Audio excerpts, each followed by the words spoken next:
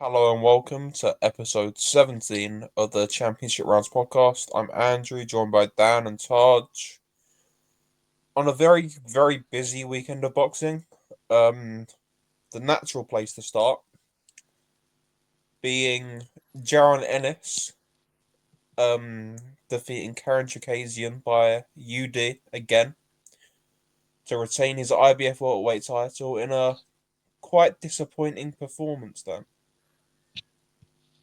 Yeah, not what he needed at all. Like we could have forgiven him if he absolutely dominated his fight and just couldn't stop someone who had the craziest chin. But he managed to look like 100 times worse in this rematch. That And was embarrassing. like Go ahead. we've seen like these flaws from him before, but I mean we never seen them this much. Like he usually can mask these flaws a lot, but I mean Chikazin fought a really good fight. And probably well he did a lot better than everyone expected, considering how little he did in the first fight. You know, he thought that he was terrible in the first fight. Like everyone thought that, but he admitted to himself that he was horrible, like absolutely terrible in the first fight. And he definitely like he didn't win, but he avenged himself in like looking so horrible in the first fight. Yeah, because all right, he got a second chance and he took his chance. I mean, I know the scorecards were very wide, but The scorecards were horrible. I mean, That judge who scored at 119-107 needs to go somewhere, preferably underground. Like, rounds wise, that was quite close. I had it 7-5 to Ennis. Like, it was a rounds, like, to rounds, it was close fight. Obviously, you had the knockdown and the point deduction. So, like, Ennis clearly won it. But, man, like, his defense was so bad. Horrible. Like, even worse than the Avanesian fight. Even worse than it has been. Like, and it's the fact that there's just zero adjustment there. Like you're standing in range with your hands down and you're getting clipped with shots, and then a minute later you're just doing the exact same thing, and then you're acting surprised when you get hit with shots. It's really weird to me. I had the And fight even closer than that, honestly. Like I thought Ennis deserved to win, but scoring it live, I honestly had it a draw. That that was horrible. Like he was disgustingly bad. Like I thought it was like really being too critical, like originally, because it was obviously recency bias, but he was disgusting. Like I was like frustrated watching him fight. I mean, I had Ennis winning, but I did give Jukasian 6 rounds, which that isn't how his name is pronounced, but I can't remember how they Yeah. pronounced it on They the were like comms.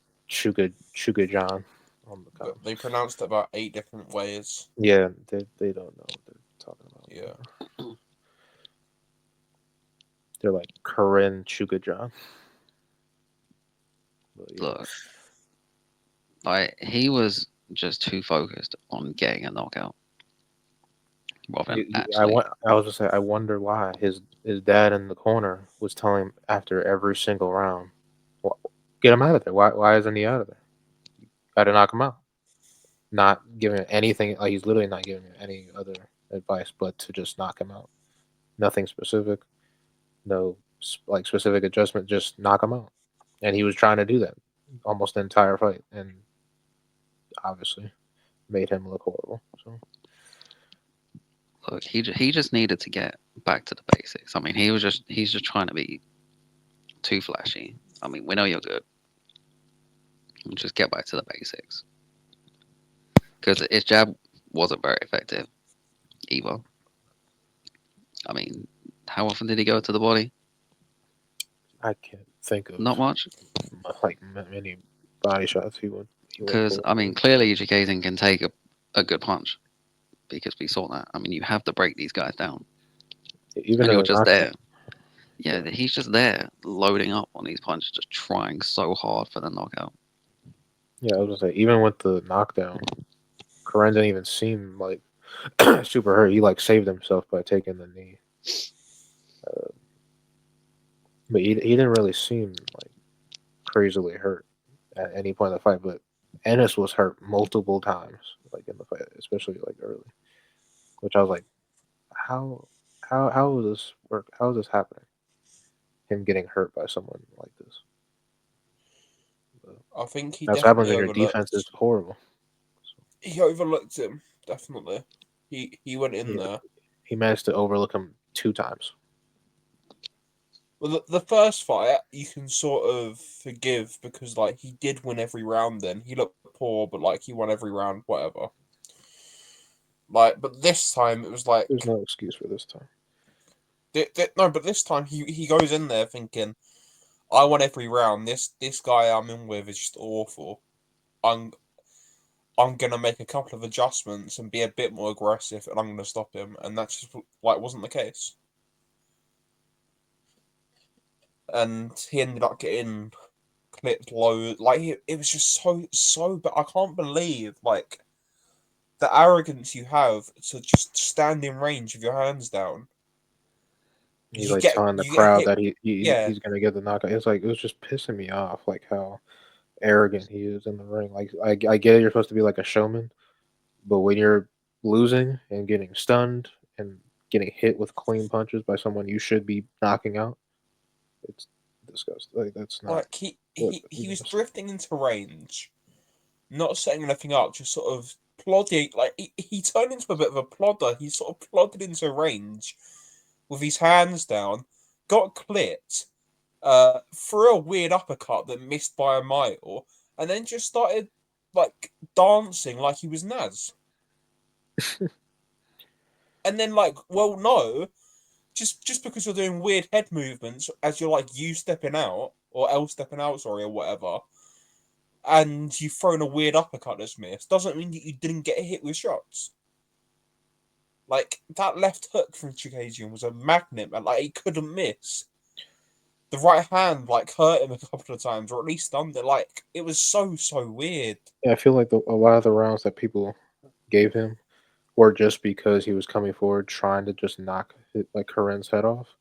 He was getting hit with the like cleanest like punches, like really of the fight. Like it was insane how easy it was for Karen to hit him with straight punches. Like he just couldn't get out of the way of them. It And was that's just why I think I probably had it closer than most people. I bet on a rescore I probably give maybe like an extra round or two to Ennis. Um, but it was close, and those scorecards definitely don't tell the story of what happened. like I had reservations about Ennis before this fight. Like I was I wasn't as hyped about him as other people were, definitely. But my God, that's just like really put down in my mind. Like, is he even the best welterweight? Like, is he? After that performance, I wouldn't. I would pick like Stanionis to beat him. Yeah, so would I. Like, I always thought that was competitive in my mind, but like at welterweight, like, all these questions are in my head. Like, Jin Sasaki isn't good, isn't on his level technically, but would you bet against Jin Sasaki landing like a stupid left hook? Like the way Ennis was so bad defensively, like a big punch, you're landing something against him. Like it's that type of thing now. Like there's loads of seeds there, seeds of doubt that in my mind are really bad. Because if you look at his last three performances, stunk it out against Karen, beat up Romain Villa, who's now got knocked out badly by a journeyman, was getting tagged badly against Avanesian, and then that last night, like it's not good. See, like when people are having like more and more fights, you expect questions to be answered. But with Boots, I feel like we're just getting more and more questions. Because I mean, he's not performing well, to be honest. Like he's stopping guys well. Like he stopped Via and Avanesium, but the Avanesium performance, the two Karen performances, Not good. really not good. And I mean, something needs to change. I don't know what's going to change, but he needs to improve his flaws. Which, His corner needs to go on. yeah, but is he going to improve his flaws? I don't think so because he's had them for so long and we've seen it. I don't But know. maybe now that the flaws have been so like out there and exposed, well, I mean they've already been exposed, but taken advantage of so badly in a fight, maybe he thinks, yeah, I should probably sort these out now before someone better really takes advantage of it. Because obviously he wanted the Crawford fight. Imagine that was Crawford and they're hitting him with those They shots. wouldn't have made it past the second half of the fight. I've seen people talk about like, imagine this Ennis that was like losing the championship rounds to Karen Chukhadzhian. Imagine if it was Crawford in the championship rounds. I personally don't even think he would get there the way he fought yesterday. Yeah, because I mean it was really bad first 4 rounds for him. Then he got better, got the stoppage, and I thought he performed a bit better in like 5 to 7. I was like, okay, maybe it's not going to be as bad as I have seen. He maybe just had a slow start No, it just got worse and worse and worse and worse and worse and and worse. lost the Ima- championship rounds. Imagine if it was Jonas Tellez landing those shots. Or just Imagine anyone if it that was. can punch. Yeah, Anybody with any type of power, because Chukhadzhian, who doesn't have that much power, still hurt him. I don't imagine like if it was. triangle theory, but he was hurt Yeah, multiple times. It wasn't like one time in the first round where he got stunned with that hook. He got hurt multiple times by someone who's not a puncher.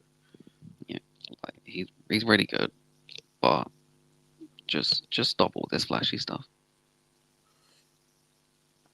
More what do you substance. think's next for him? 54. I think he should be 54. It should be. It won't be, but it should be. He was like back. He was like back. He was like going back and forth in the interview because he was immediately like, I don't think my body can take basically saying he can't stay at welterweight for that much longer or at all. But then he was like, if I can get a unification, then I'll stay. But how realistic is a unification with Barrios, Stanionis, and Norman? Not very Well, realistic. Barrios is fighting next week, Yeah, or whatever it is on the Jake Paul card. Norman's injured. Norman's injured, and he's got a bout signed with Derek Cuevas for February. Like they said that at the WBO convention, they've rearranged that and signed it for February. And then what? And Stanionis is fighting Giasov. yeah, likely they did say that they wanna, because Gearsov is obviously with Matchroom. They were trying to get Gearsov to step aside, but like I don't think he will. So all the champions are like occupied, and I don't think it would bode well for Ennis to sit on his ass for forever.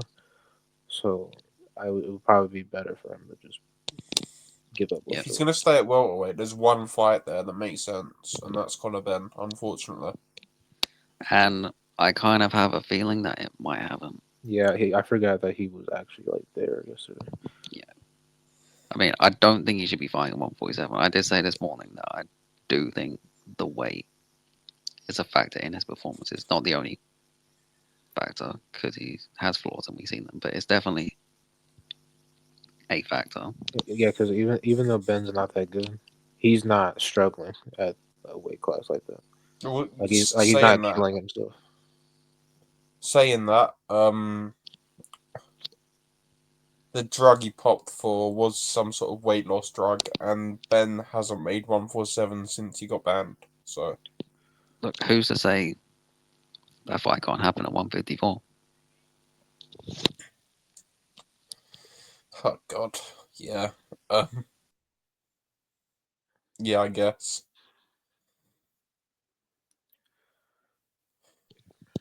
Or Ah, I don't know. You know, with Ben, I don't know, 150 catch weight, something stupid like that. Well, he said himself that he was talked. They were talking about him against like Eubank, obviously, as well, and he was doing his little like usual Ben talk. Like he wants to move up to fight Eubank at 60, and he said he'd go all the way back down to welterweight to fight Ennis. Obviously, that's not realistic. Any of that combined is not realistic. He's saying that he can. I don't know if he actually can physically get down there.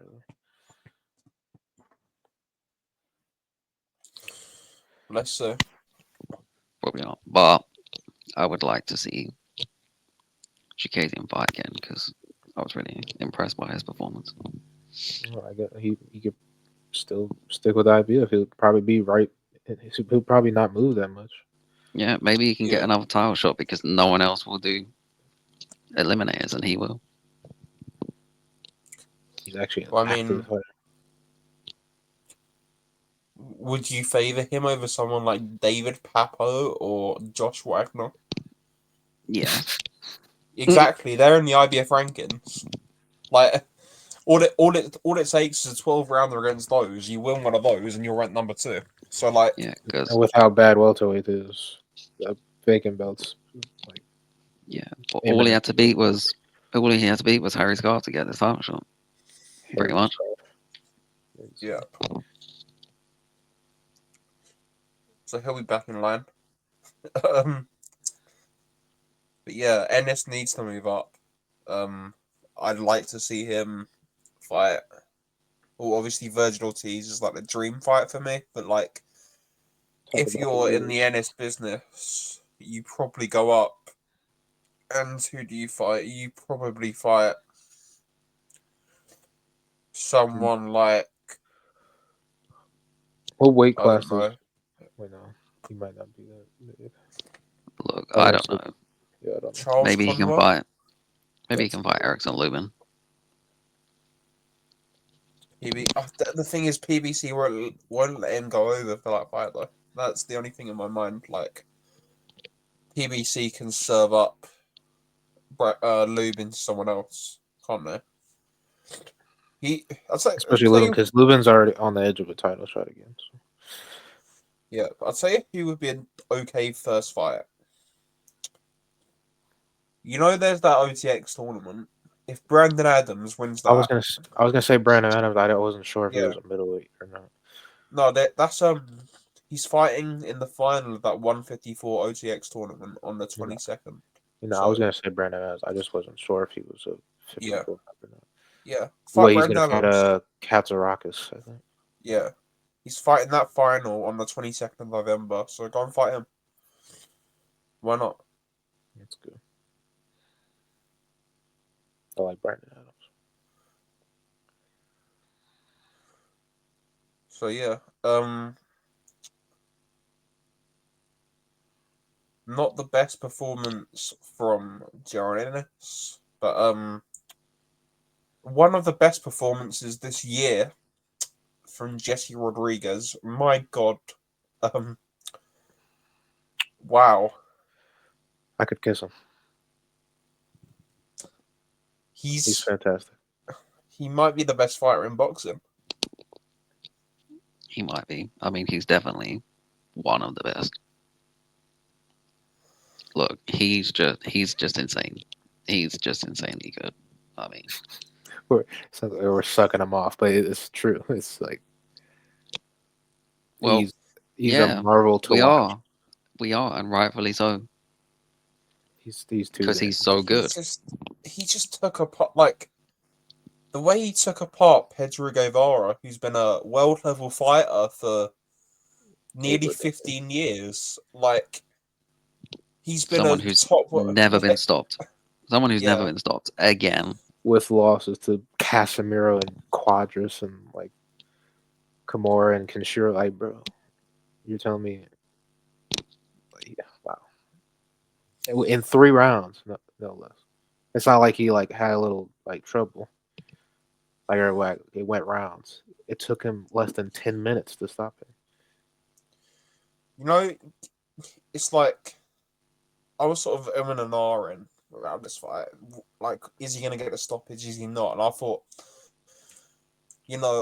I thought he was going to hammer the body and sort of get him out of there really, really late. Nope. Like, Nope. but Nope, just gonna Running you just over. gonna he may get Guevara. he's just gonna get the uppercut. I mean, get the angle, then get the uppercut in, and boom. He made That's him look perfect. like a journeyman the way he dealt with him. He made him look like a journeyman. Okay, your call, 5th fight. Yeah, like, not well. That would have gone to That 36. is Yeah, yeah. But like when you sort of get like a prospect on, and they like serve up someone that's a little bit chinny.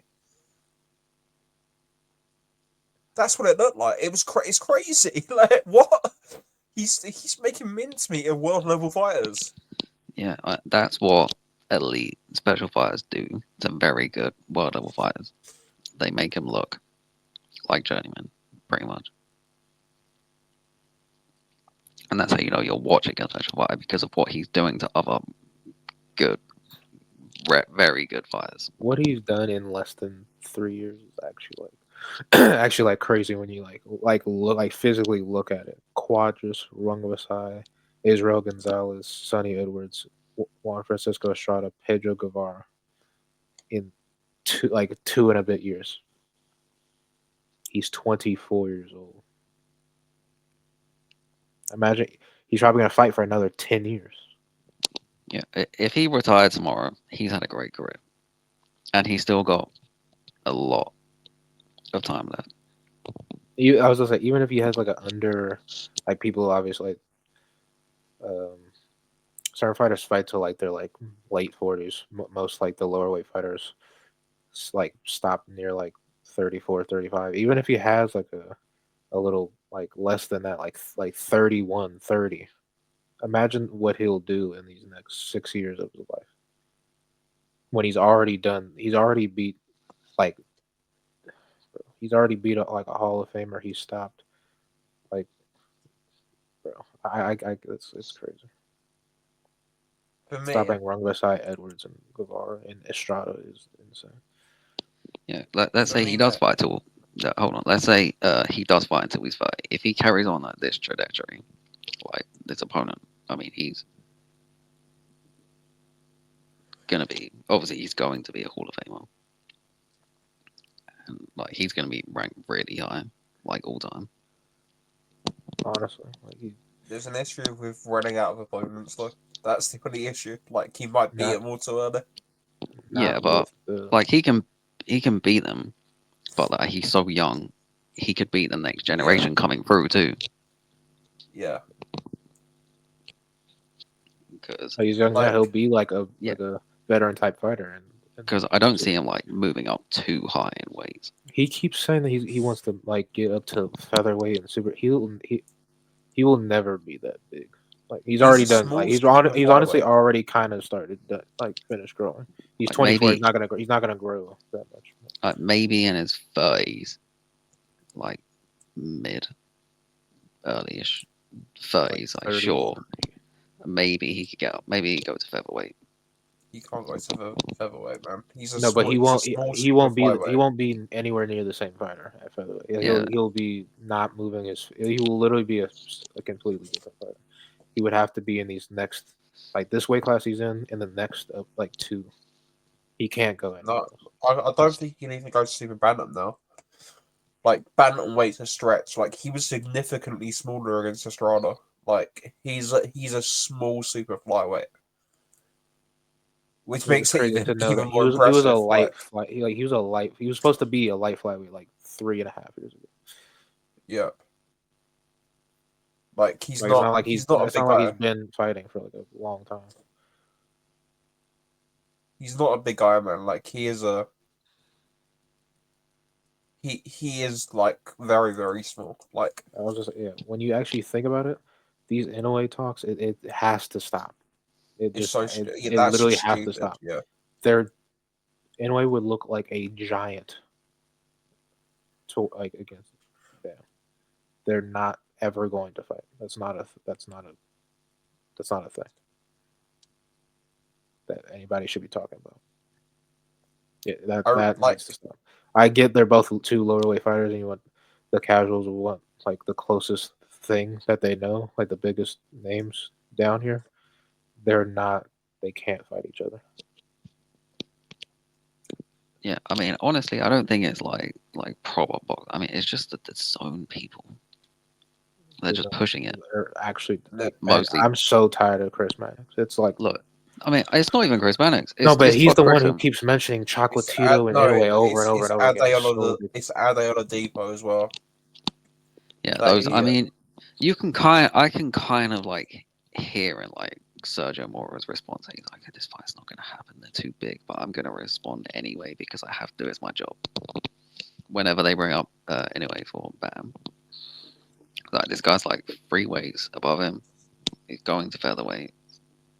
Why are we talking about this? He's already at the max of this weight. He's already like barely been in a way. just can I just say what one other thing about that commentary last night. Um, this is completely off topic, but it's just popped into my head. Oh, So Mannix goes, the Philly crowd aren't No. used to Boots taking shots, and then 2 minutes later says, "Well, we saw this against Avanesian, and his defense was awful in that fight as well." I hate them. I hate the DAZN commentary team. But anyway, yeah, back to Bam. Sorry, I just had to get that off my chest quickly. Deserved it. yeah. Forget anyway.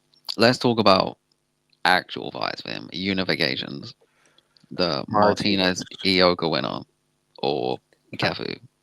Well, the Cafu and Tanago probably be next. Like they should. You know what I Be- think should happen? He should be fed whoever is getting that IBF bill. No, I think this is gonna sound crazy, but I think he should fight David Jimenez next. I think he needs to get super active. I was think gonna he say needs to this fight in fight didn't February. last that long. He should fight another. He needs to fight in January or February, whilst the other belts get sorted out. Then he needs to fight for another belt in May. Then he needs another defense or another unification in sort of September. Then he needs to fight in December. Like he needs 3 fights a year. That Jimenez He's running through the division. He needs like 3 or 4 fights a year. That's how you build stars at those weights. Like you get them active, you get them knocking people out. He's been Like, having I don't- he's been having like these 6 months gaps since he Yeah. broke his jaw against Hernandez. So he needs like the. Look, I If he's wouldn't gonna blow say. over somebody like Guevara, he should have another. I wouldn't say fighting a top 10 fighter at the division is crazy. I mean, that's a good shout, and I like that fight. I like David Jimenez. He's a good fighter. Costa Rica, Yeah, I mean, he's coming off scrappy. one of his best performances, at least. Maybe his best performance. Oh yeah, him. Yeah, the Sandoval. You know, he was really good against Sandoval, but the scrappy one was really good. Yeah. And, you know, that's just going to deepen his resume with good fighters. That's already Yeah. Yeah, like if you're not fighting. Don't fight. Yeah, because if you're not fighting the top of the top, you fight just below that, which would be the David Jimenez of the division. And Don't that's just fight going to. total bums, but like fight decent fighters whilst the others are sorting themselves out. Like, so you get some There's no- amount of rounds. well, Jimenez probably doesn't go forward with it. But Yeah, like, nah, but like, not someone you like take a whole training camp just to knock out like a round. Yeah, because I was doing my rankings earlier, and I didn't even move Pedro Guevara down. I just gave him another loss because he's still one of the best in the division. He just fought just a generational talent. Oh, even Julio Cesar Martinez. Like, Okay. when he's back off his ban, like, why not him? Because he might kill him. No way, that wouldn't last too long. Yeah, that'd be good though. Like watching that.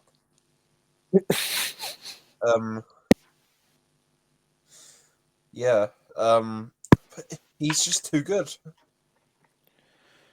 Look, He's We just literally sit here talking about him for the next hour. look. yeah. From Good over and over again. from like bantamweight below, I'm not picking anyone to beat him. I. I'm including Nakatani in that. I was going to say Nakatani would be like the biggest and like best name he could fight from. Like he's the bantamweight, only one that can beat him. and I don't think he will. I think he. I just think Nakatani's too big. Like Nakatani will be twice his size in the ring. Like that's the only issue I have. That's fine. Skill, Skills pay the skill bills. for skills. Like Rodriguez is miles ahead, but like, is he that far ahead that size difference doesn't matter? And like, also against when Sonny switched southpaw, Sonny was landing a lot of those overhand lefts. Yeah, but I mean, Sonny is a different fighter too. Yeah. Look, Yeah. I've seen smaller fighters give Nakatani a lot of trouble. Like I mean, they're all smaller than him because he's massive, but the good Like smaller naturally ones, smaller. like his harder fights, like Cortez. like Cortez. I don't know. Like, it's a good fight. I'm not. I don't know. They should have already fought, to be honest. But I hope they do. I hope they do fight when he moves up to. Well, maybe by the time he moves up to bantamweight, that Nakatani won't be a bantamweight when he moves up. Yeah. Like it's No. well, that's the fight they should be talking about rather than a anyway fight. Like a super fight for him, that's against Nakatani. In Japan, A realistic super fight anyway. him versus Nakatani in Japan would feed families, feed villages. But I mean, it's unrealistic because Nakatani wants to fight anyway, and he's not going to be at 118 for that long.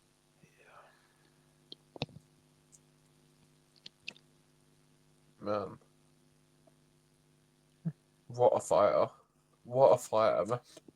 We could literally just sit here talking about him for ages. Yeah, let's move on before he kisses ass too much. Ray Ford puts in a Alright. That is literally it. It was okay. Like the thing with Ford is in my head, like he's never put a performance together over 12 rounds where it's like he's been 10 excellent or 12. 10 or 12 where it's like he's been excellent from start to finish. He should have got Gonzalez out of there like at multiple points in that fight, but he just doesn't have the gears and he doesn't have the engine to go and do it. He hurt him and dropped him early. He hurt him and dropped him late. And I mean, that's the only negative thing about his performance. I thought he looked really good other than that. The he didn't get the power stoppage. was actually there, but then the stamina kind of wasn't. Him taking his foot off the gas like for like most of the fight, even though he hurt him at the beginning and the end. But it was, again, like I said, it was all right. Like it was like a 7 out of 10. It's like a new weight. He has to have the new feel of what's happening. But I thought he could have stopped him. Yeah, I mean, he showed to me that he's going to be really good at 130. Yeah. Especially in a very, very weak super featherweight division right now. I mean, like I said, he could be the best fighter in the division. I don't think so, man. But I think he's up there. Yeah, probably he the has most to be up skilled. there because he's better than a couple of the champions. Yeah, he's the most skilled, but like there's guys there that are physical monsters, and that, like, someone like Eduardo Nunes can punch so much harder and actually, like, fights for the full 3 minutes of every single round. So, like, sort of like why he lost the Nick Ball fight is why he's going to lose to some of these physical guys at 130. Like, they're going to go for a full 3 minutes of every round. They're going to hit hard, like, and Ford can't keep up. Even though he's, like, technically superior, he can only do it for 2 minutes. Like, that's the issue. Well, His stamina maybe can't he go through the whole. maybe 10 he plus can rounds. now. I mean, he didn't in that fight, obviously, but his first fight in the weight, maybe he gets used to the weight more. Better See. stamina. Maybe he gets a 12 rounder next time too. I really hope he does. He's, like, a really good fighter. He's a really good fighter, but, like, it's just it's like you know when you're seeing a really talented guy and you're just like, please put it together and get him out of there. Please just, like, up the gears and go and get him. It's a difference between a really good fighter and a really great fighter. That makes sense. And Yeah, I mean, I think Ford's going to top out a really really good fighter, but he hasn't got it to, like, go on to that next level. If I that do makes think any he'll end up sense. being a 2 division champion though. Oh yeah, look, definitely. He wins a world title this way. Definitely wins a world title this way. He might win that belt that Roach will probably end up vacating. I'm slightly hopeful he can push past the really good into the Great. maybe not great, whatever's past really Whatever's in good, between really good and like Yeah. very good, like very good. like he won't be Maybe not like great. I he mean, won't be like one of the best super featherweights ever. He won't be a Hall of Famer, but he'll be like he'll have multiple world titles and like a couple Yeah. good names on his yeah. resume. Well, he might get the Nunez fight anyway. That'd be a think good fight, to be I honest. saw something about that earlier. I can't remember what it said, but something about it's something. because he's mandatory, isn't he? And then I Yeah, because the he would. the Yeah, if Kakashi vacates, he'll fight for the vacant title against someone. Then He's up there Ford for will the get that. IBF one. I thought he'd be up for the WBA one. Maybe he might Who be up. knows? Batagaziyev's the interim champion with them I though, so, forgot about that. like, he ain't Yeah, no, he he wouldn't be ain't like going Russia, number bro. one He or ain't anything. going. Yeah, He should fight Eduardo Hernandez because he's a matchroom fighter and Hernandez Rocky. is the WBC manager. Like, that would be good. just I do think that. Thor would definitely beat Rocky. Though. Yeah, he would. It'd be a good test. Yeah, Yeah, and it's Rocky's a tough. decent fighter. That's what I'm saying. He'll be like a very good fighter with like good wins on his resume. Rocky would be good, but Yeah. it's not making him crazy or anything. Like, Really good. yeah, like, I'm sort of being harsh on Ford, but it's because I see the skill level, and I just want, like, You I know, can we just have to see see. if it's because of the Yeah, it's because of the weight or not. We just need to I see it. You just need to I see him I fight again. At 30. I see it there, and it's just like, just put it together, and you're gonna be brilliant. But, like, he just didn't, and, like, he didn't against Kolmatov to the full extent. Like, he was 7 seconds away from losing that fight. Didn't against Bull. Didn't against Magdaleno. Did like. Then you're getting into the Zachariah Lucases of this world where, like, he lost a couple of rounds, and then the Vasquez fight that he did lose, and then, like, like, just I see I was a gonna say, really I really feel good like it might have fighter. to go down to the weight because you could see Yeah, while looking at him in his body, he could do a lot more things. But yeah, it might have just been because of this weight cut. And Vasquez might be different because that was like early in his. That was like 5, 6 fights ago. So that was probably like a real thing that he just went through and should have lost. But everything else, like up to the where he was like barely making the way, like Komatov and Ball and everything, those are probably him like not at 100%. yeah, That was probably probably. 75% of four, and he Like, performed looked really good in both of those fights. Yeah. Yeah, But like it's just one of those things where like I see such a good fighter, but like there's just that little thing missing, and it's so frustrating for me to watch. I think we'll see it soon. I hope so, man. I really do hope so. Yeah. But yeah, also on this, Khalil Ko got smashed to pieces, um, by Yeah. Manuel Gallegos. Dropped multiple times. I think it was 4 times in the end. Four times, Yeah, twice to the body, twice to the head. He got cleaned.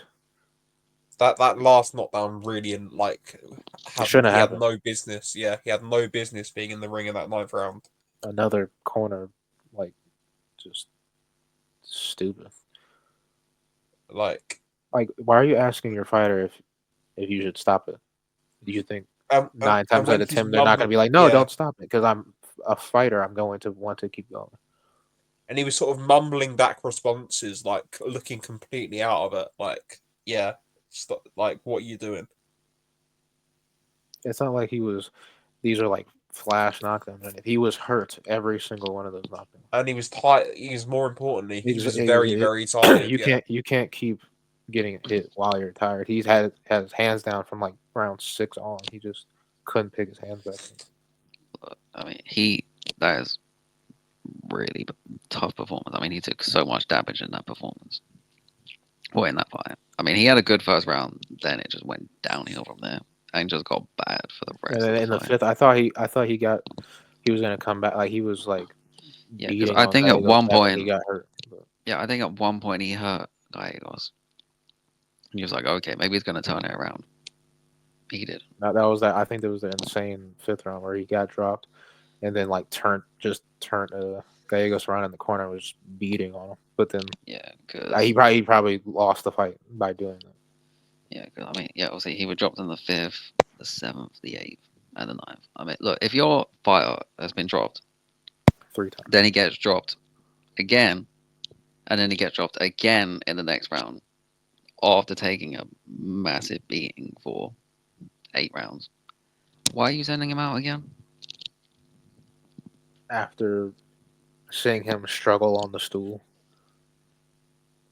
because they're too brave. Yeah, but look, a corner, they're meant to be the opposite of brave. You're meant to save your fighter, not let them take too much punishment because a fighter's just gonna keep going for it because they are fighters.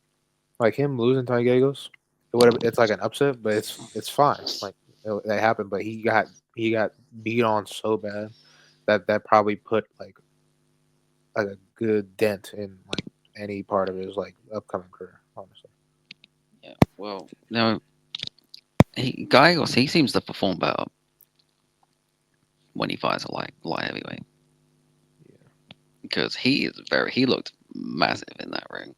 He's like very big. he looked like a small heavyweight in that No, ring. and obviously he just fought Pacheco at 68. No wonder he got stopped to the body Yeah, because a lot of his fights are like 171, 172, 170. Like but he maybe is that's probably how he very was big. able to take all those home run overhand rights. Co was trying to chuck. Yeah, because it's not like Cole can't punch. Coke and punch. Coke He and can punch. Coke and That's goddamn all he punch. can If do. he can't do anything else, he can punch. Yeah, Like And that's he all he just can the do. punches are just bouncing off him. Yeah, and it's not like he fought like the bad Co that was like not that good in his first few fights. Like he's fought the good Co that's looked a lot better That's been on like a recently. run. Yeah, and he just Yeah, batted him. Well, I mean, hopefully they don't rematch. But I mean, Gallegos looks like they he's won't. They got won't. himself a big fight. Hopefully, Actually, they will. It's Matchroom, isn't it? Rematch room. There's almost definitely a rematch clause in there. Like, it's Matchroom. There always definitely is. Rematch room. But Disgusting. also on this card, well, Zachary Moses made his debut. But yeah, we're still talking about that. Sorry, I jumped the gun there. I always do this. Go on, Dan. who cares anyway? I mean, he got beat up. Don't rematch because you're going to get beat up again and stopped. Move on. Take a break and move He on. should go fight Craig Richards because he'd batter Craig Richards. Like, Kililko would batter Craig Richards even now. Like, go do that. Come over to the UK and beat him up. It would be good for his confidence to beat on a British fighter. So. Yeah. Always a Brit you can beat up. But yeah, as I said, Zaquin Moses made his debut. But yeah, not much else happened on that card. Arrow Williams came back in a nondescript fight, and then yeah, a couple of other prospects. But let's move on to. Look, that was a interesting fight, Arrow Williams. I mean, he didn't look that good until he got a stoppage. I mean, that was a really good stoppage, really good finish. It's Arrow Williams. Too late of a finish. The ref was trying to kill Garrido. Way too late. It stopped the fight, man. He's bouncing off, finished. He was getting his head pinged around. Like it's Arrow Williams. Like, he's not good. Well, like Ko, if he can't do anything, he can punch. Yeah, like for me, River Wilson Bent, he looked bad. That Simon Madsen fight, he looked bad. Kieran Conway, he looked bad. Steve Rolls, he looks bad. He fought that random Belgian bloke, battered him. And then gets like completely dominated by Shiraz. Like he's just a fringe world level middleweight. That's only fringe world level because he's strong and can punch. Like he's extremely basic. And it's because it's middleweight. Yeah, like in a good middleweight era, he is nothing. Like 10 years, like he was 10 years before. Oh, can you imagine like him Ammo against and the triple gear? Ammo against like Matthew Macklin or like Andy Lee. Like these guys beat him. Let alone your top guys. Like imagine Andy Lee landing that right hook on Lemos' chin. Jeez. Ooh. But yeah, they should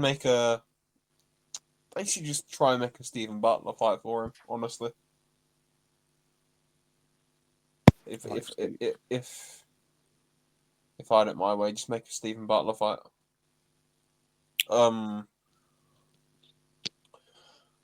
But yeah, on to Friday now, and you know, my immediate reaction to that was after Friday night was, that's performance of the weekend done. Like, that's going to Keyshawn Davis, but because Jesse Rodriguez exists, it didn't. But my God, what a performance by Keyshawn Davis. Obviously, you had the weight issue. Lemos blowing the weight by 6 pounds and whatever, like coming in massive. He looks huge in the ring. But he was Keyshawn, wide. man, timing him on the way in and just... Ooh. What a performance. Maybe Keyshawn still does take performance of the weekend because, I mean, we expected it more from Bam. I don't think anyone expected that from Keyshawn. Not an early dominant knockout. Someone who I saw most people picking him to go the distance and win a decision. I mean, I was at least. I was, yeah. And most people in the Discord were. And most of the people I saw on Twitter were. Yeah, it was supposed to be a UD10. After that first round, though, like, you could just tell, like, I tweeted it straight away. I was like, right, Keyshawn Davis is 7-2 to stop Lemos right now. Like, and he is levels and levels above him. And I, like, tweeted that, and I lumped on it myself. And then, like, about 30 seconds into round 2, Lemos is on the floor. Kaboom! And it's like, just you just immediately see that Davis was levels and levels above him from the very first minute of the first round. Like, the technical difference in levels was just so drastic. And even just the body shots from Davis, like, even just taking away from the technical difficulties. I mean, that last knockout. I mean, that was spiteful. So it reminded me of the Brian Norman knockout of Santillan. That was nasty. Yeah, I Yeah, mean, I've never seen him that aggressive in a fight. like his spite. Obviously, I mean, his spitefulness in that fight just reminded me of Terence Crawford. Like they just want to damage their opponent. Punch through him. Because that first knockdown, I mean, that was just a great counter. That second knockdown, that was a good left hook. But the third one, Boom, boom, boom, boom, boom. like he Trying was to punch seriously holes trying to through hurt him. him with that one. Like he was not letting him out that second round. And man, because I mean, that performance has done wonders for his career. He kind of He needed does. that. There's so much hype behind him though. Yeah, because I mean, like he's always had this skill and he's always looked good, but some performances he's not looked like crazy or like finish a job. And people care a lot about knockouts. Yeah, he wasn't that impressive against like Albright and that last fighter he fought. I forgot who it was. He was like good against Pedraza, but obviously the weight with that. Obviously, there's an asterisk on there. But this one was And you're fighting someone who, like, arguably just beat Richards and Hitchens as well. in 2 rounds. And He did Hitchens beat about to have a Hitchens. world title fight. He did beat Hitchens. Bro. He did, yeah. Well, He did. he beat did on my card. Hitchens. Yeah. Yeah. He did on 90% of people's cards because he lost. But yeah, I wonder who's gonna fight next. He'll fight Borincek. That was the WBO final Oh yeah, eliminator. he was spamming Borincek's name in the post fight interview. Yeah, that was a WBO eliminator. They had that WBO belt on the line. Like that's It's an interesting fight though. I know Borincek's not like amazing, but his style's awkward. Technically. that'll be like that'll be an extended amateur fight. Be one of those types. Yeah, it's probably not gonna be that exciting. It probably won't be exciting at all. And we're like it'll be a boring sort of 8-4 performance, and a lot of people slag him off after it. But like He's won a world title. Borincek's like yeah, Borincek's like a really slippery, awkward sort of. He's just really awkward, Borincek. Like he is that sort of fighter. Look, That even if you do win, like it's very hard to look good against. if you want to look good against him, you need to focus mostly on the body. You can't be trying to hit the head, otherwise he's going to make you miss a lot. Yeah. And you're never going to get any rhythm. Like just jab and focus a lot of your effort on the body. Because maybe you could even stop him late. Let's say you don't have the greatest performance and you mostly just target the body. And you stop him late. People won't care about that. They just be like, oh yeah, he stopped him, won a world title. Fantastic. Like Borincek turns 37 in May. Like he's not young. He doesn't fight like he's that old though. But Well, I mean, he's not that old in pro boxing terms, I guess. Like, he's a fresh 37-year-old.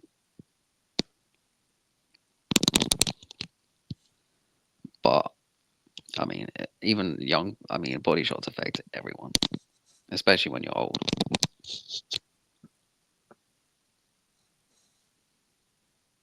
Yep. Yeah, man, really impressive, Keyshawn. Like that was a really, really good performance. Talking of not very good performances, we're not going to spend too much time on this, but Troy Isley, man, what is the point? Just sit down in your shots, man. He's like increasingly throw some punches. Or Whoa. the the thing about Isley is, you've got a guy in front of you that's not moving his head and not throwing punches, and it's just plodding forward. You're landing the jab at will, so why the hell aren't you bringing the right hand behind it? Like, it's there. I thought he was gonna really improve after that Hernandez fight. I thought that was the start of something like he was gonna improve. He's regressed. Yeah, It's not working. He just showed up for like the really good opponent, which I guess is good, but Jesus Christ. His not he doesn't need a bunch of knockouts, but like his knockout ratio is plummeting because he won't just punch. Anyway, He's so content with not doing anything. Yeah, just let's move on from that. No, this was an opponent he could open up and look good against. And it was there for him, and he didn't. And I don't know why. I just don't know why. Like, you didn't even have to open up a lot because he didn't open up at all. Just even a little bit would have been better. He's falling into the he's slowly falling into the Duke Reagan and Tiger Johnson section for me. He's just not good. He's just not good. But he's middleweight, so like he can legitimately get into like the top 10, like because it's middleweight. But anyway, Abdullah Mason got dropped twice. In one of the wildest rounds of boxing this year. In a fight that I was sort of watching it and I was like really tired when I was watching that fight. And I was just sort of in this daze, like, am I dreaming right now? Like, what the hell's going on? Like, no, that it's like a weird feeling when you don't expect. Like you're like, okay, damn, the first knockdown. Okay, it was bound to happen. At some point, he was gonna get dropped by somebody. Okay, then he got the knockdown. His own knockdown. 15 seconds later. All right, nice. You returned it real quick, and then he got dropped again. I was like, okay, what's happening? What am I watching? This is real life, right? like Yeah, I jumped out of my bed. Fight. I jumped out of my bed like, what the hell just happened? Yeah, I mean, that's just an insane round. Because it wasn't even long after he got dropped the first time that he dropped him back.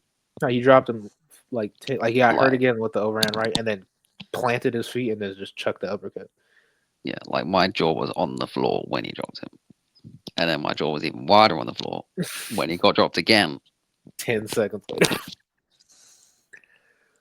There's like three knockdowns in like 40 seconds, like 45, 50 seconds. Insane. Look, I mean, at least he got tested, and he came back from it.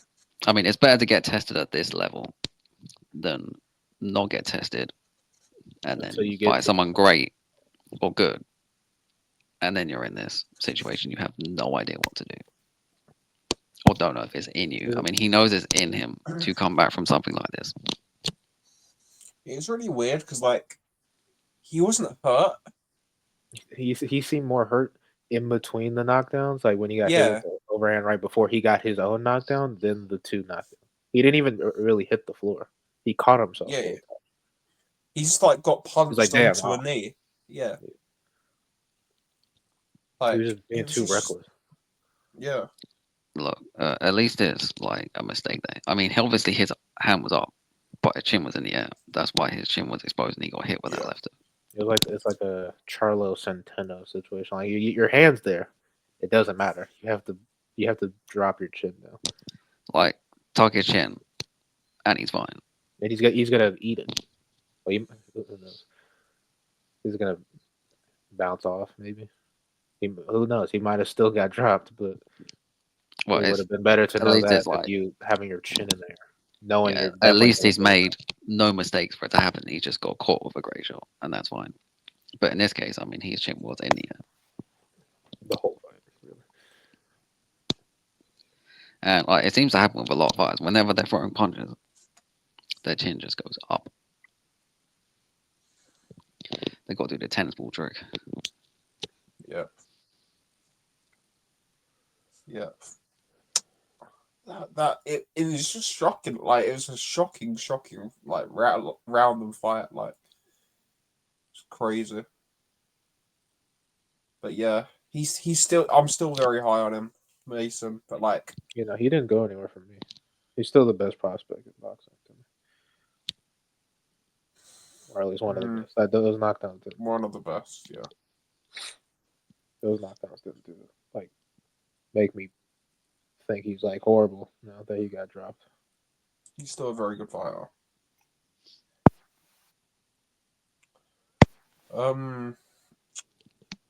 Also on that card, Aleem. I'm not going to say his first name because there's about 16 different ways of pronouncing it. Aleem came back, won a UD. Against Guevara. Hernandez looked okay. First fight in 2 years, good performance, good win. Getting back in the mix at featherweight, Top Ranker got a lot of featherweights that he can be in good fights with, I think. There's guys like Kolmatov, you know. There's guys like Leo, obviously. If Lopez is going to come back, there's Bruce Carrington. There's loads of guys at featherweight there for him to fight. I think there's like anyone I've just named fights against them. Arnold Kagaya fight against him would be good. He just actually needs to fight. Like, yeah. Yeah. I mean, Just get active. Even Yan Santana. No, he just literally he just needs to fight. Like, it doesn't even matter who the opponent is. Fight. Yeah. Like, his performance was fine. I mean, it had a bit of a little shaky part, like 7 or 8, where he didn't look too great. Yeah, but then he brought it back. Because like he looked really good for 6 rounds. Then I was like, oh no, he's not looking good now. But then he kind of brought it back in the last couple of rounds to save his performance. So, I mean, good performance after such a long time out. Yeah. See what he can do at featherweight.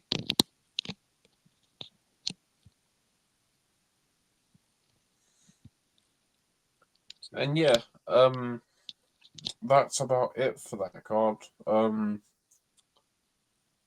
Not much else. On Thursday now,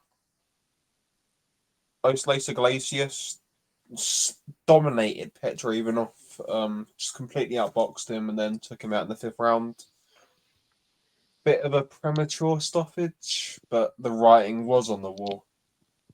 I mean, yeah, it wasn't a good stoppage, but it saved him getting badly knocked out, I guess.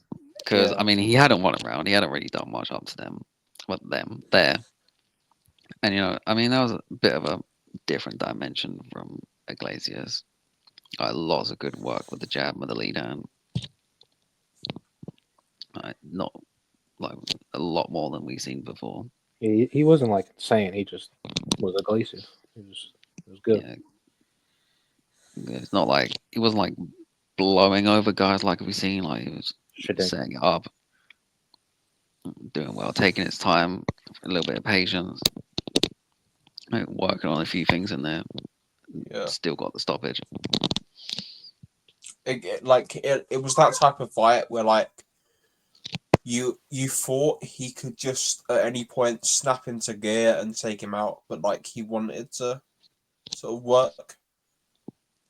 Like the way he was trying to set the jab up and like sort of using those body shots and sort of using a bit of footwork, like it just had the sense to it, like he was trying to work on certain things.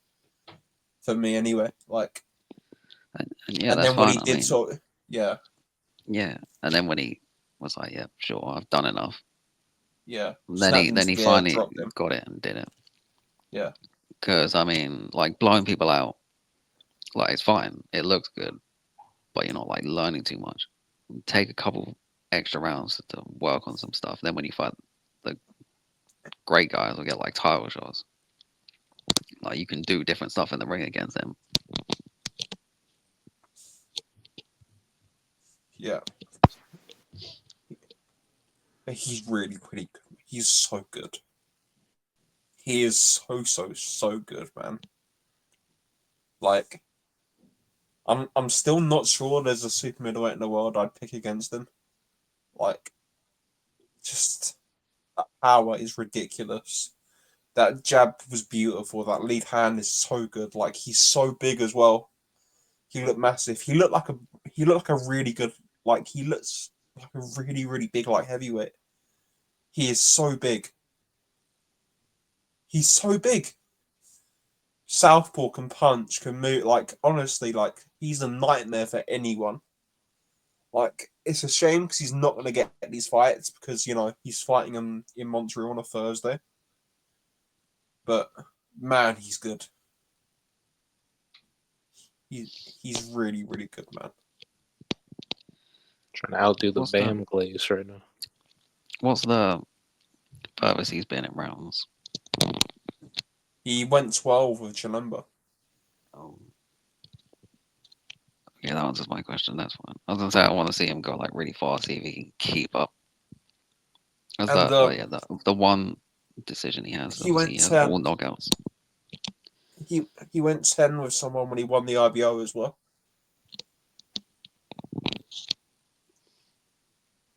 Like, he's really, really good. I want to see a fight against Skull next just to see something.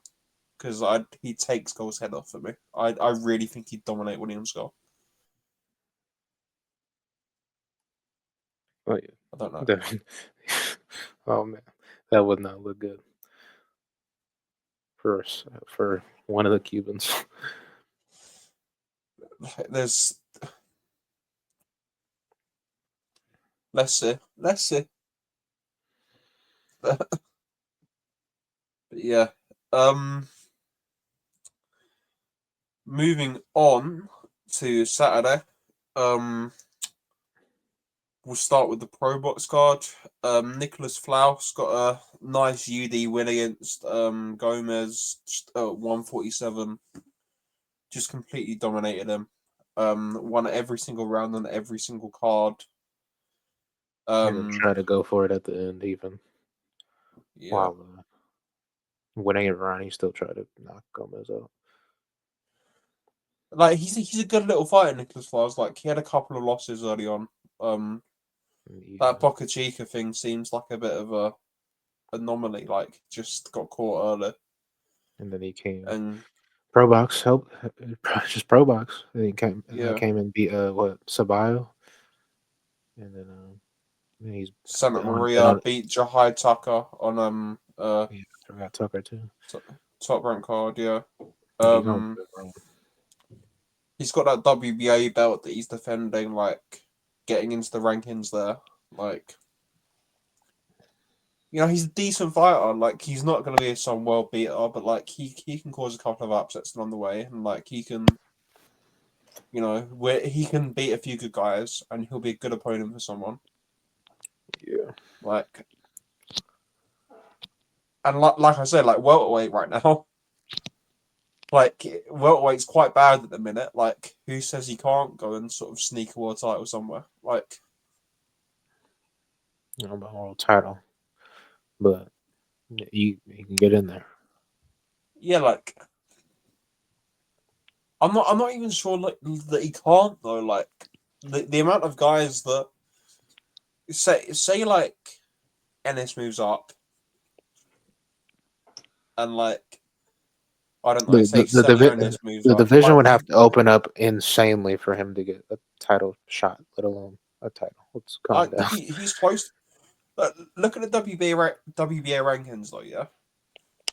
So number 1, Gearsov, that fight's gonna happen. Number 2's Conor Benn. He's not fighting Stanionis. 3, Lewis Crocker, not fighting Stanionis. 4, Jin Tasaki, probably going another route. 5, Paddy Donovan, not fighting Stanionis. Ricardo Rodriguez, number 6. Gabriel Mastre, number 7. Cletus Seldon, number 8. Jonathan Jose Hernandez, number 9. Pat McCormack, number 10. Nicholas Flauz, number 11. Like, there's not that many guys ahead of him that are realistic. If Stanionis wants a, like, quick sort of voluntary defense on a PBC undercard, they're gonna the PBC and the Pro Box like have a very good working relationship. They're gonna ring him up. Ring him up for saying Ennis to put that top 3 Yeah, jack in yeah, boxing on his chin, but yeah. yeah.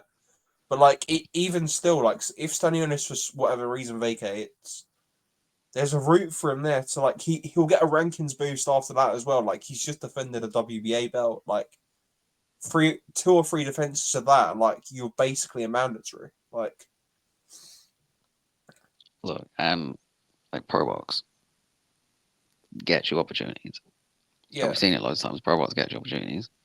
Like he could just fight an eliminator, get an opportunity.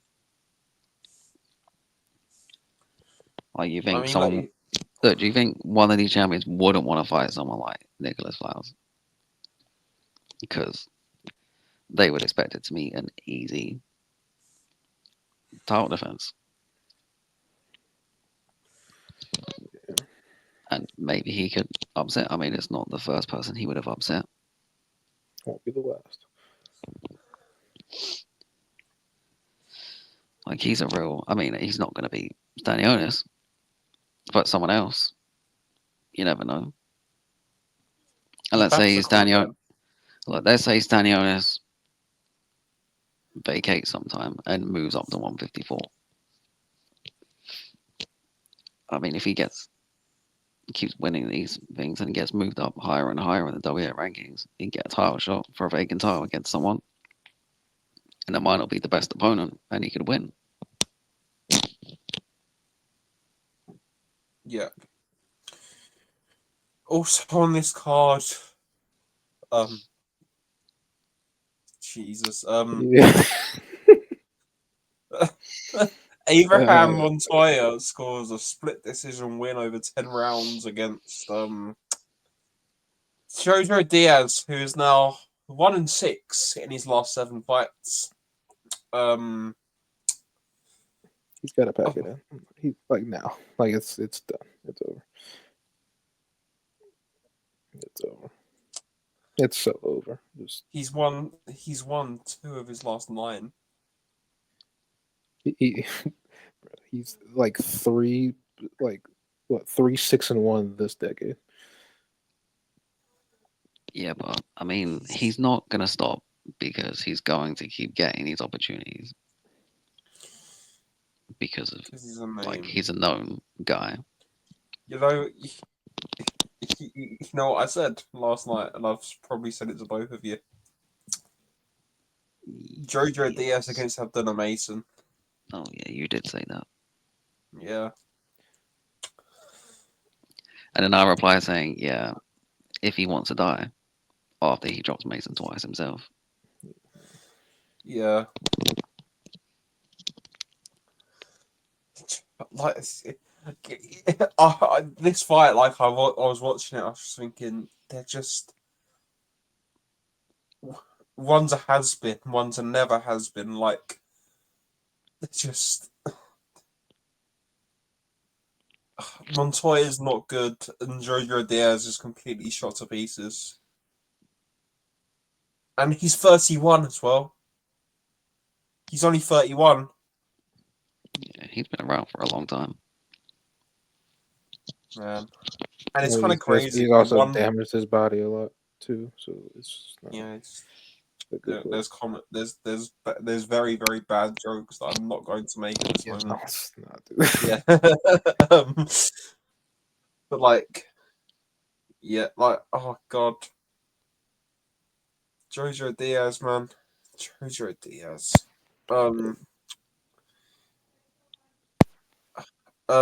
If you haven't, by the way, seen the Well-John Mindilro knockout on this card, watch that because it was crazy. It's going to be in the thread.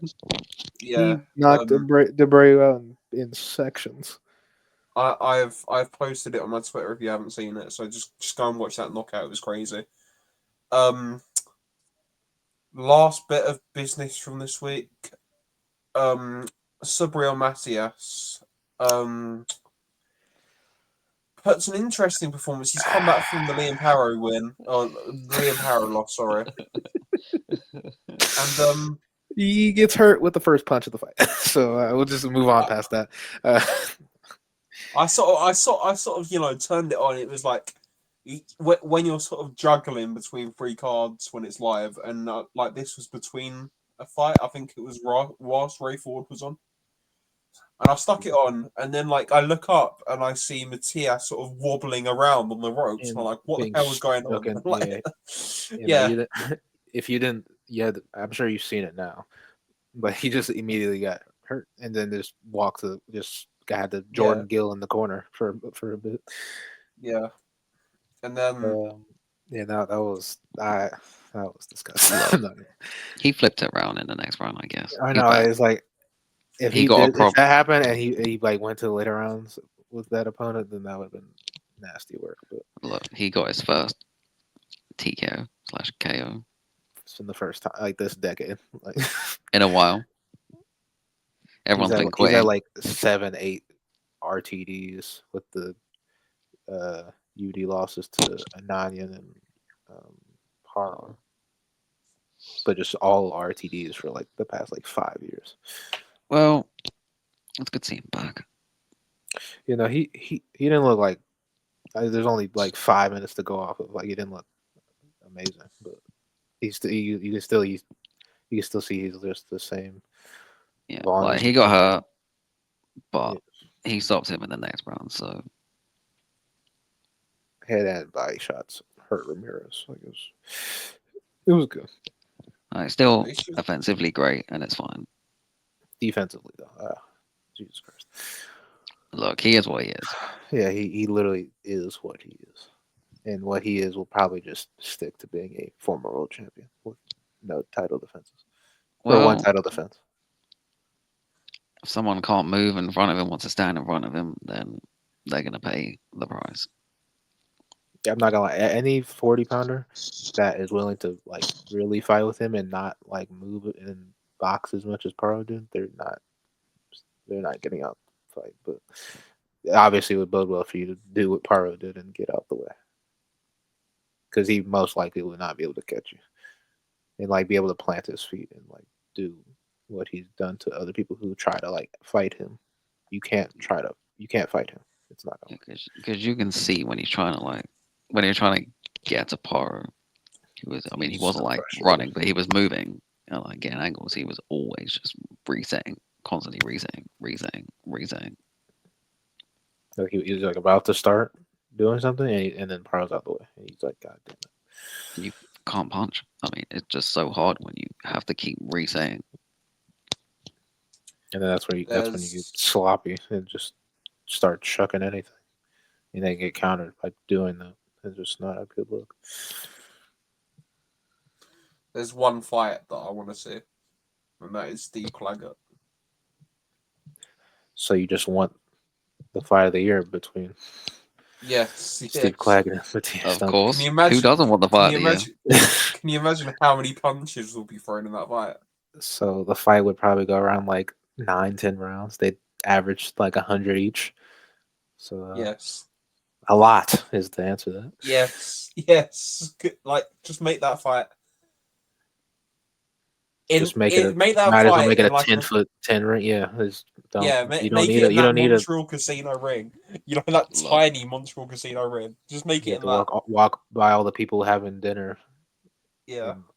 Just walk past them, go into the 14x14 Mexico imported ring, and just even if they had a 24-foot ring, it wouldn't matter. They would only use a small square of it in the middle. They do a Jesus Soto Caras Nico Macias. Sit on the ropes for the whole fight. Just James Tony Charles Williams just sit there, same place, the whole fight. They won't need it. They do a Vasquez Marquez free, just sit in the middle of the ring for 12 rounds. Except it wouldn't go distance. Yeah, no, that's definitely not going distance. Like Claggett's good, but he's kind of like he's taking a lot. And Claggett's he's old. Into the body. Stay woke. All right. Matias is 32, man. and he's taken a lot of like climbers from and like Claggett's like 37. all I'll say is you've never seen Steve Claggett almost get stopped by Roberto Ramirez. All right. Yet. No, Ramirez Yeah, was yeah. huge though. Look, he was like a huge fighter. Like, he felt like when I looked at him, like when they're facing off before the fight, I was like, he looks bigger than Ponte. Honestly, it said he was like 6 foot. He looked bigger than that. But yeah, Yeah, he's 6 foot like Hearns Yeah. is 6'1". yeah. I Mm, fake stats. yeah. Yeah, because Roberto even Manny Ramirez said he's and- like 6'3". they've got something in common, Roberto Ramirez and Tommy Hearns, haven't they? Okay. Yeah, I think this is where we Yeah. go to the Yeah. end of the. Yeah. Yeah. Both continually get knocked out. Alrighty. Yeah, anyway. Yeah. um, Yeah, close this out. yeah, we'll end this now. Before I call any other legends complete bums. Alrighty. Yeah. Thank you for listening. There's a lot of boxing this week, but like it's a weird week. Not loads of boxing, nothing really, really elite apart from Bam. And Keyshawn. And Keish. Well, he's not elite, but he was good. Yeah, very good performance. We'll have a show out for the circus, I guess you can call it, next weekend. Because it is a circus. There's actually a very, very good fight card on Saturday in Riyadh. But yeah, the Friday circus. I guess we have to talk about it. Okay, we'll combine those. 'Cause that's definitely not Yeah. its own episode. That episode will be out late this week, so at some point. Probably Wednesday. Probably Wednesday, yeah. But yeah, thanks for listening. All the links are below, and yeah, we'll see you next time. See you in episode 18.